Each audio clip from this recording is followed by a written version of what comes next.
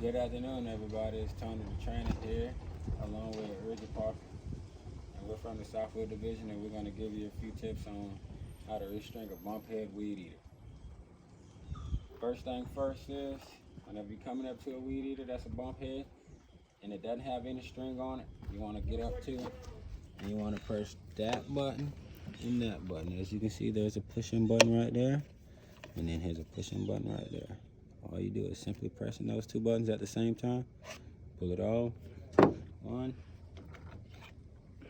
2. Okay, let me take a look at this, Tony the Trainer. Yes, ma'am. You can see right here where it says wind cord. It has a little notch for you to notch the weed eater string on. Wrap it around, and then there is a little divot here and a divot here. That's where you hook the string. Tony, take it from here. Yes, ma'am. And once you get the weed eater head like that, you want to get the weed eater string. And how much weed eater string they want to put on there? I said about 1 wingspan of weed eater string would be plenty enough, because you're crossing over with the weed eater string anyway. So about 1 wingspan of the weed eater string is all you need. And me being me, I always get the weed eater string and just run it. So I'll put it here. Put it here. Where it says wind cord. And I just run it. I just run it. I just simply twist it like that.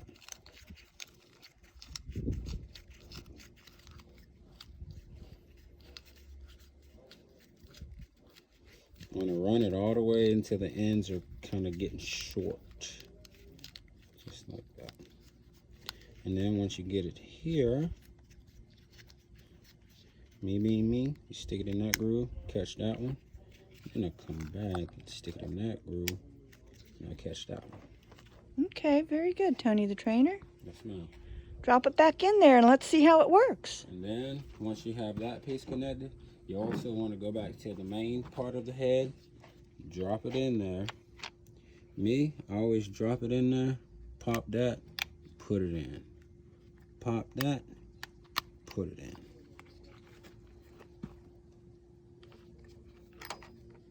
Sometimes you'll see the guys will lose this part right here. The eye of the head. The eye, and your string will not stay in if you lose that. So bring it back to the shop and have it fixed. You want the equipment to run properly and professionally.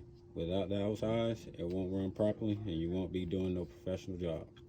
So you always want to make sure everything's intact on the head of the weed eater, including the cutter. The cutter? Yes, ma'am. And isn't it an OSHA requirement to have this head on there as well? Yes, ma'am. It's an OSHA requirement to have the guard also with the cutter.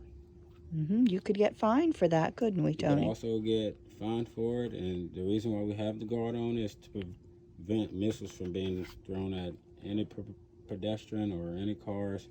It prevents missiles from being thrown.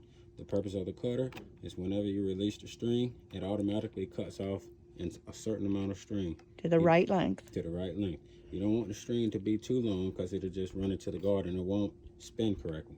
It'll break the guard too. So those are a few tips on that, and we're going to simply just put it back on. To put it back on,